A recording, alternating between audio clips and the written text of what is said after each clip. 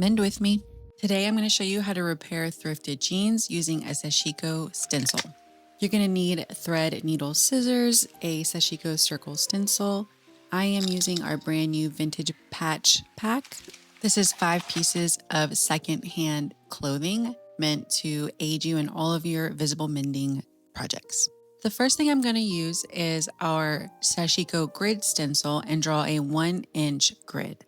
So I'm lining it up. I put a book underneath in between my fabric just to give myself a sturdy surface to work on. And I am drawing a 1-inch grid. The next thing I'm going to do is grab my circle stencil and we're going to draw 2-inch circles. You want to make sure that the crosshair of the grid is in the middle of your circle. There are 4 ticks on every single side to help you line up your grid perfectly. I will make another video without any edits on how to draw this pattern. Like with anything, there are multiple ways to achieve one outcome, and this is the way I best wound up figuring it out for myself. So stay tuned for that. But you can definitely achieve this with a ruler and a circle compass if you do not have these stencils. I chose to grab the piece of linen that's in our patch bundle.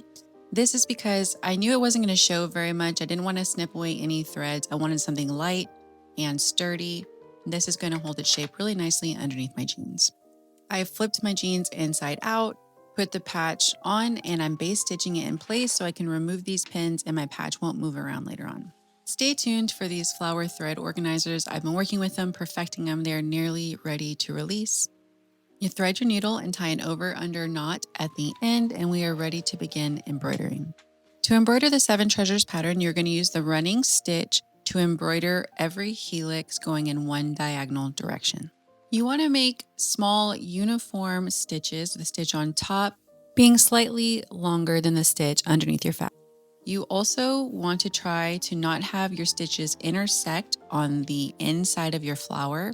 So essentially where every line touches, you do not want that part embroidered. You should have little spaces in every little intersecting row. Once you embroider every diagonal going in one direction, you embroider the diagonal going in the other direction, completing your pattern. These sashiko patterns are meant to be embroidered in this fashion because this is meant to patch things that you wear. So you don't want the inside looking chaotic and you don't want threads going all over the place. So this is embroidered in the most efficient way, making threads very minimal on the inside of your work. When you're finished, wash and dry your clothing as normal. I use Crayola markers and they washed out perfectly. Snip away basting threads and you are ready to wear. Make sure to check out our last video where I showed you how to use our stick and stitch pattern to mend the other side.